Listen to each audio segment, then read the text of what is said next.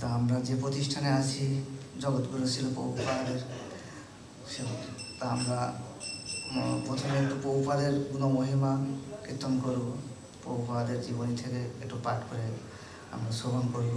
কৃপা করে সকলে মনোযোগ সহকারে শ্রবণ করুন এবং এখন যারা পিছনে আসেন একটু এখনই সামনে চলে আসেন, যাতে পরে আর আপনাদের বিরক্ত করতে না হয়। একটু সামনে চলে আসেন, পরে যারা আসবে তারা পিছনে যাতে বসতে পারেন। একটু কৃপা করে আপনার সামনে চলে আসেন। হরে কৃষ্ণ। তা আমি ছিল প্রভুপাদের জীবনী থেকে, প্রভুপাদের গ্রন্থ থেকে একটু পাঠ করে আপনাদের শ্রবণ করাবো।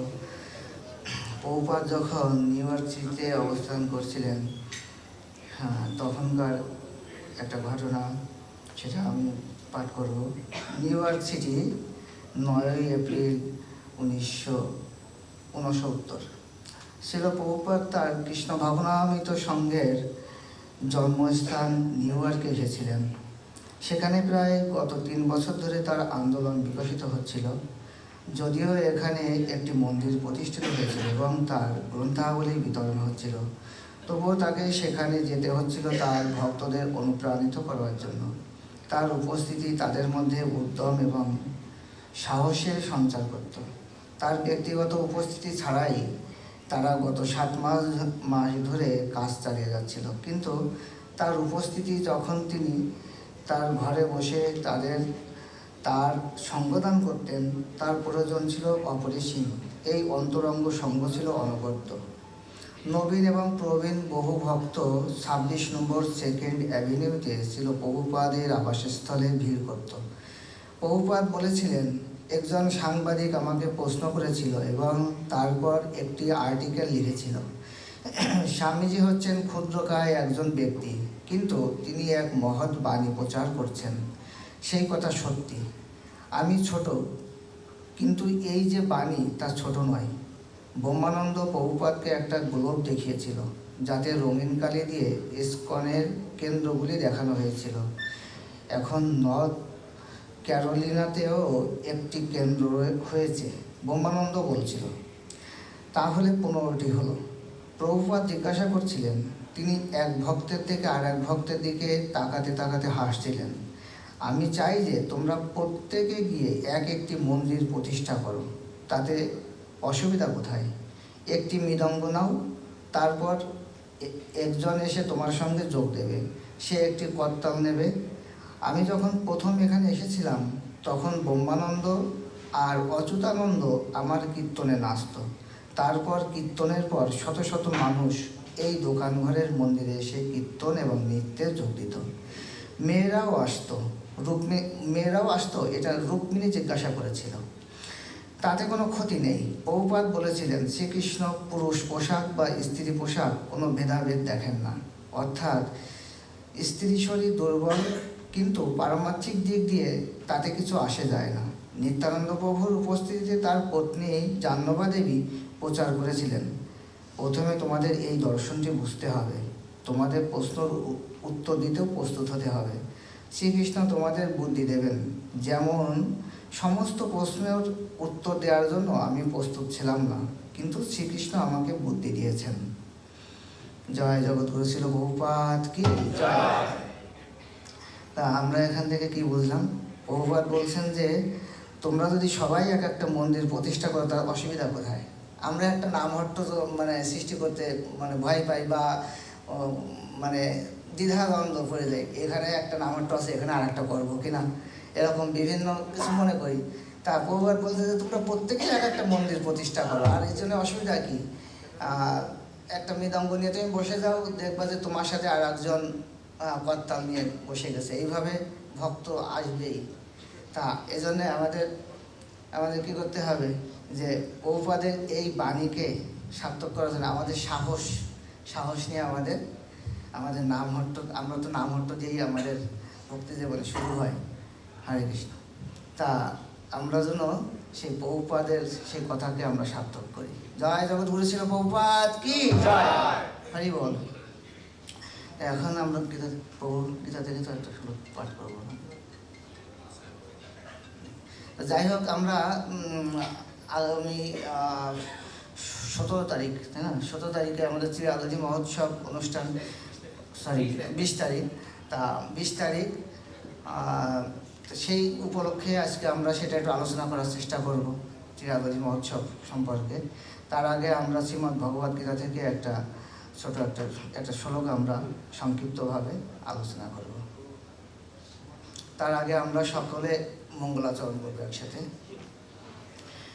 ওম অজ্ঞানাতিমিরান্ধাস্য জ্ঞানাঞ্জনশলাকয়া চক্ষুरुन्मिलितं येन तस्मै श्रीगुरवे नमः। श्रीचैतन्यमहाभीष्टं स्थापितं येन भूतले स्वयं रूप कदा मह्यं ददाति पदान्तिकम्।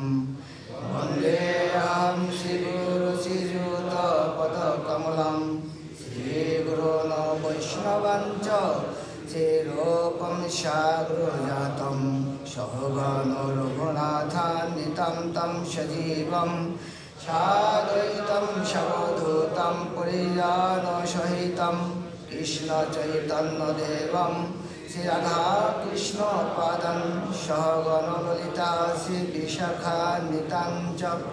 हे कृष्ण करुणा सिन्धु दीनबन्धो जगत्पते गोपेश गोपिकान्त राधाकान्त नमोस्तुते। तप्त काञ्चन गौराङ्गी राधे वृन्दावनेश्वरी विश्वभानुसुते देवी प्रणमामि हरिप्रिये। वंशाकल्पतरुभ्यश्च कृपा सिन्धुभ्यो च पतितानां पावनेभ्यो वैष्णवेभ्यो नमो नमः। नमो बिन्दावै तुलसीदेवाय प्रियावै केशवशचा कृष्णभक्तिपददेवी सत्यवतै नमो नमः। नीलाचलनिवासाय नित्याय परमात्मने बलभद्र सुभद्राभं जगन्नाथाय ते नमो। नमो महावदन्नाय कृष्णप्रेमपदायते कृष्णाय कृष्ण चैतन्य नाम्ने गौरतीशे नमः। नमो विष्णुपदाय कृष्णप्रेष्ठाय भूतले श्रीमते भक्तिवेदान्त स्वामीति नामिने। नमस्ते सरस्वती देवे गौरवाणी प्रचारिणे निर्विशेष शून्यवादी पाश्चात्य देशतारिणे। जय श्री कृष्ण चैतन्य प्रभु नित्यानंद श्री अद्वैत गदाधर शिवासादि गौरभक्तवृंद। हरे कृष्ण कृष्ण कृष्ण हरे हरे हरे राम राम राम हरे हरे। हरे कृष्ण कृष्ण कृष्ण हरे हरे हरे राम राम राम हरे हरे। हरे कृष्ण कृष्ण कृष्ण हरे हरे हरे राम राम राम हरे हरे। नारायणं नमस्कृत्य नरं चैव नरोत्तमं देवीं सरस्वतीं व्यासं ततो जयो मुदीरये। नष्टप्रायेषु भक्तेषु नित्यं भागवतो सेवया भगवति उत्तमश्लोके भक्तिर्भवति नैष्टिकी। मुखं करोति वाचं पङ्गुं लङ्घयते गिरिं यत्कृपातमहं वन्दे श्रीगुरुदीनतारिणम्।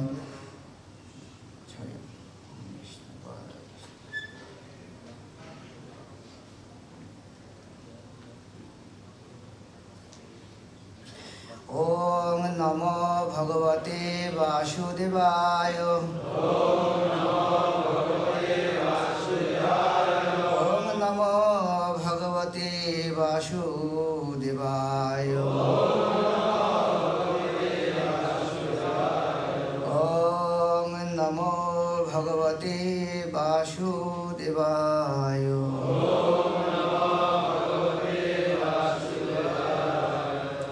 श्रीमद् भगवद गीता जय जगत गुरु श्री प्रभुपाद की जय। ग्रंथराज श्रीमद् भगवद गीता की जय।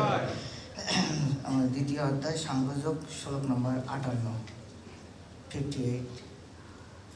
58 নম্বর শ্লোক পাঠ করব।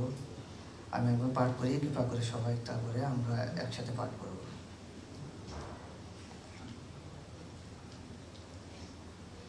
সাংখ্যযোগ 58 নম্বর শ্লোক। যদা সংহরতে চ কুর্ম অঙ্গানি সর্বশা ইন্দ্রিয়াণি ইন্দ্রিয়ার্থেভ্যঃ তস্য প্রজ্ঞা প্রতিষ্ঠিতা। এবার সকলে আমরা একসাথে কৃপা করে বলবো। আমি বলি, তারপর আমার সাথে বলব। যদা সংহরতে চ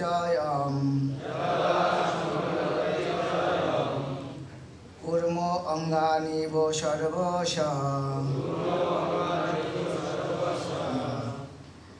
যদা সংহরতে চ কুর্ম অঙ্গানি সর্বশঃ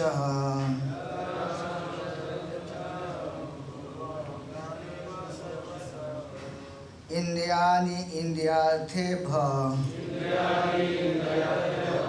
তস্য প্রজ্ঞা প্রতিষ্ঠিতা। ইন্দ্রিয়াণি ইন্দ্রিয়ার্থেভ্যঃ তস্য প্রজ্ঞা প্রতিষ্ঠিতা।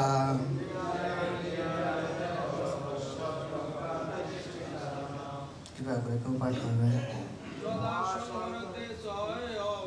যদা সংহরতে চ কুর্ম অঙ্গানি সর্বশঃ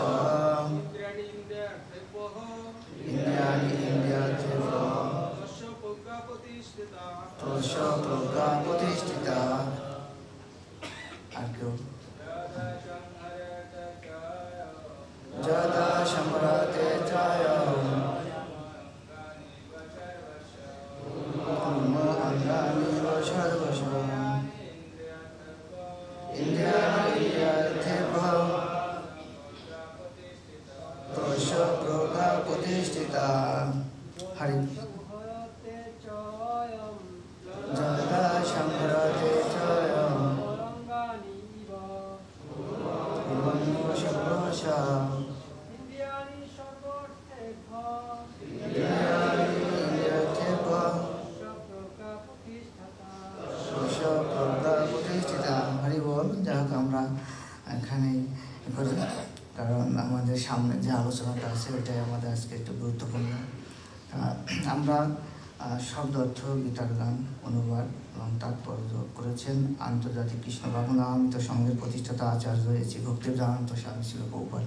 জয় জগৎগুরু শিল প্রভুপাদ কি জয়। তা আমরা এখন শব্দ অর্থ উচ্চারণ করব। যদা যখন, সংহরতে প্রত্যাহার করেন, চ এবং, অয়ম তিনি, কুর্ম কচ্ছপ, অঙ্গানি অঙ্গসমূহ, ইব যেমন, সর্বশ সর্বতোভাবে, ইন্দ্রিয়াণি ইন্দ্রিয়সমূহ, ইন্দ্রিয়ার্থেভ্য ইন্দ্রিয় গ্রাহ্য বিষয় থেকে, তস্য তার, প্রজ্ঞা চেতনা, প্রতিষ্ঠিতা প্রতিষ্ঠিত। গীতার গান। গোদাসীন্দ্রিয় সুখে বিচলিত সদা, গোস্বামী হয়েছে ধীর আত্মাতে সর্বদা। তাই সে ইন্দ্রিয় সব কুর্ম অঙ্গ মতো, ইন্দ্রিয় ভোগার্থ সদা বিষয়ে বিরত। অতএব জানি তার প্রজ্ঞা প্রতিষ্ঠিত, সেজন উপাধি মুক্ত গোস্বামী বিদিত। অনুবাদ সকলে কৃপা করে বলবেন। কুর্ম যেমন তার অঙ্গসমূহ তার কঠিন বহিরাবরণের মধ্যে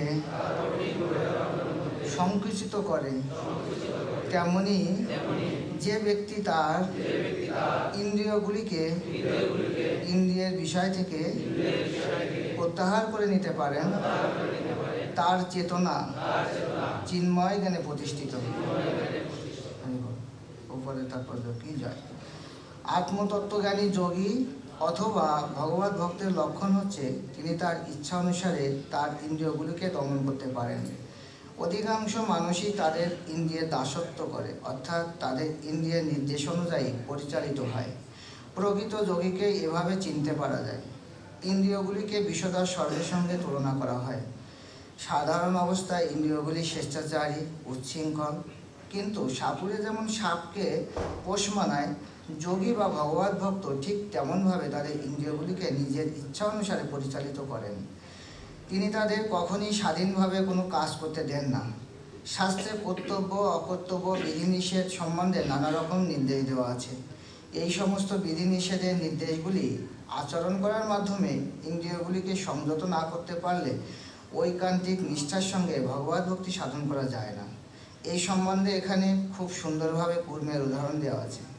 কূর্ম যে কোনো সময় তার হাত, পা, মাথা আদি অঙ্গগুলি তার খোলসের মধ্যে গুটিয়ে নিতে পারে, আবার প্রয়োজন হলে তাদের বার করে আনতে পারে। ঠিক তেমনি কৃষ্ণ ভাবনাময় ভগবত ভক্ত ভগবানের বিশেষ প্রয়োজনেই তার ইন্দ্রিয়গুলিকে প্রয়োগ করেন, আর অন্য সময় তাদের গুটিয়ে রাখেন। এভাবেই ইন্দ্রিয় দমন করার মাধ্যমে একাগ্র চিত্তে ভগবানের সেবা করা যায়। অর্জুনকে এখানে সেভাবেই নির্দেশ দেওয়া হচ্ছে, যাতে তিনি নিজের তৃপ্তি সাধনের জন্য তার ইন্দ্রিয়গুলিকে কাজে না লাগিয়ে ভগবানের সেবায় তা নিয়োগ করেন। ভগবানের সেবায় কীভাবে সর্বদা ইন্দ্রিয়াদি নিয়োগ রাখতে হয়, কূর্মের দৃষ্টান্ত দিয়ে তা বোঝানো হয়েছে। কূর্মের মতো ইন্দ্রিয়গুলিকে নিয়ন্ত্রণ করা দরকার। হরি বল। তা এখানে অনুবাদে বলা হয়েছে যে কূর্ম যেমন তার অঙ্গসমূহ কঠিন বহিরাবরণের মধ্যে সংকুচিত করে, অর্থাৎ কূর্ম মানে হলো কচ্ছপ। তা কচ্ছপের আমরা দেখি কচ্ছপের উপরে যে ঢাকনা, খোলসটা অনেক শক্ত। হ্যাঁ, যখন কচ্ছপের হাঁটা চলার প্রয়োজন হয় বা খাবার গ্রহণের প্রয়োজন হয়, তখন তার অঙ্গসমূহ, হাত, পা, মুখগুলি বের করে। যখন তার প্রয়োজন শেষ হয়ে যায়, তখন সেগুলো কী করে, তার খোলসের মধ্যে সেগুলো সংকুচিত করে রাখে, ঢুকিয়ে রাখে।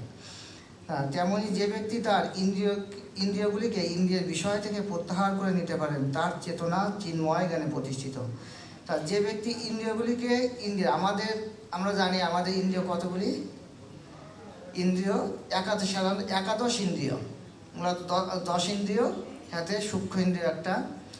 তা এই 5টা জ্ঞানেন্দ্রিয়, 5টা কর্মেন্দ্রিয় এবং মন হলো সূক্ষ্ম ইন্দ্রিয়, টোটাল 11টা ইন্দ্রিয়। তাই এই একাদশ ইন্দ্রিয় আমাদের কি করে, ইন্দ্রিয়ের বিষয় থেকে প্রত্যাহার করতে। ইন্দ্রিয়ের বিষয়টা কি? ইন্দ্রিয়ের বিষয় হলো যে জ্ঞান ইন্দ্রিয়ের সাথে সম্পর্কযুক্ত 5টা ইন্দ্রিয়ের বিষয়। সেটা হলো কি? রূপ, রস, গন্ধ, শব্দ এবং স্পর্শ। তাই এই 5টার সাথে 5টা ইন্দ্রিয়ের সংযোগ রয়েছে। যেমন রূপ ইন্দ্রিয়ের বিষয়, এই বিষয়ের সাথে সংযোগ রয়েছে কিসের? চক্ষু, রূপ, অর্থাৎ আমরা চক্ষু দ্বারা কোনো কিছু দর্শন করি, রূপ দর্শন করি, তাই না? কাউকে দর্শন করি। তাই এই ইন্দ্রিয়ের বিষয় হলো রূপ, সেটা আমরা চক্ষু দ্বারা আমরা দর্শন করি। ইন্দ্রিয় হলো চক্ষু। তেমনি রূপ, রসটা আমরা জিহ্বা দ্বারা আস্বাদন করে থাকি। রূপ, রস, গন্ধ আমরা নাসিকা দ্বারা গন্ধ আমরা ঘ্রাণ নিয়ে থাকি। রূপ, রস, গন্ধ, শব্দ কর্ণ দ্বারা, কান দ্বারা আমরা শব্দ শুনে থাকি। গন্ধ, স্পর্শ, রূপ, রস, গন্ধ, শব্দ এবং স্পর্শ। স্পর্শ হলো কি? স্পর্শ ইন্দ্রিয় বিষয়, সেটা হলো ত্বকের সাথে সম্পর্কযুক্ত। ত্বক মানে শরীর, ত্বক এখানে শরীরকে বোঝানো হয়েছে। ত্বক মানে চামড়া আমরা বুঝি, কিন্তু এটা শরীরকে বোঝানো হয়েছে। তাই এই 5টা ইন্দ্রিয়ের বিষয়ের সাথে 5টা জ্ঞান ইন্দ্রিয়ের সংযোগ রয়েছে। তা আমাদের এখানে বলা হয়েছে যে ইন্দ্রিয় বিষয় থেকে যিনি এই প্রত্যাহার করে নিতে পারেন ইন্দ্রিয়গুলিকে, তার চেতনা চিন্ময় জ্ঞানে প্রতিষ্ঠিত। কিন্তু আমরা দেখি যে আমাদের ইন্দ্রিয়গুলি, প্রাণীদের মধ্যে প্রত্যেক প্রাণীর একটা ইন্দ্রিয় প্রখর থাকে, তীব্র থাকে। কোনো কারো কর্ণ খুব প্রখর, যেমন হরিণের, তারপরে কারো জিহ্বা, কারো বা নাসিকা, এরকম একটা প্রাণীর একটা ইন্দ্রিয় প্রখর মানে তীব্র থাকে। আর আমরা মানুষ হয়েও আমরা এত জঘন্য যে আমরা পশুদের থেকেও, প্রাণীদের থেকেও আমরা নিকৃষ্ট বলতে আসলে লজ্জা বোধ হয়। কারণ কি? আমাদের একাদশ ইন্দ্রিয়ই আমাদের প্রখর। কোনোটা মানে আমাদের কম বেশি না, সবগুলোই আমাদের মানে প্রখরতা সবসময়। এগুলোকে কন্ট্রোল করা খুবই কষ্টকর দেয়। তাই এখানে যিনি এই বিষয়গুলো থেকে প্রত্যাহার করে, ইন্দ্রিয়গুলোকে প্রত্যাহার করে নিতে পারবেন, তার জ্ঞানটা কোথায়? চিন্ময় জ্ঞানে প্রতিষ্ঠিত হবে। তা আমাদের উচিত, এখানে আমি আজকে এই আলোচনাটা গীতার শ্লোকটা বেশি আলোচনা করব না, যেহেতু আমরা অন্য একটা চিরাদধি বা দণ্ড মহোৎসব নিয়ে একটু আলোচনা করবো, সেজন্য। তাই এখানে বিষধর সর্পের সাথে ইন্দ্রিয়গুলোকে বিষধর সর্পের সঙ্গে তুলনা করা হয়েছে। বিষধর সর্প যদি কাউকে সবল দেয়, হয়তো সাপুরে যারা ওঝান সাপ নামায়, সাপের বিষ নামায়, তারা বিষ নামাতে পারে, অথবা ডাক্তার তাকে ভালো করতে পারে। কিন্তু আমাদের ইন্দ্রিয়টাই এমনই যে আমাদের ইন্দ্রিয় এই এখনে হয়তো একটু ইন্দ্রিয়কে একটু কন্ট্রোলে আছে। আমরা এখানে আসি, চুপচাপ আছি, হয়তো এই ভগবত কথা শ্রবণ করছি, ভগবানের সামনে আছি, এখান থেকে বের হবো, আবার আমাদের ইন্দ্রিয়গুলো আবার কি হবে? প্রখর হয়ে যাবে। তো এই জন্যে আমাদের ইন্দ্রিয়গুলোকে সবসময় এই জন্যে কন্ট্রোল করার জন্য কী করতে হবে? সবসময় ভগবত কথা শ্রবণ করতে হবে, ভগবানের সেবায় যুক্ত থাকতে হবে, ভক্ত সঙ্গ করতে হবে। তাহলে এই অভ্যাসের দ্বারা আমরা আমাদের ইন্দ্রিয়গুলোকে নিয়ন্ত্রণ করতে পারবো।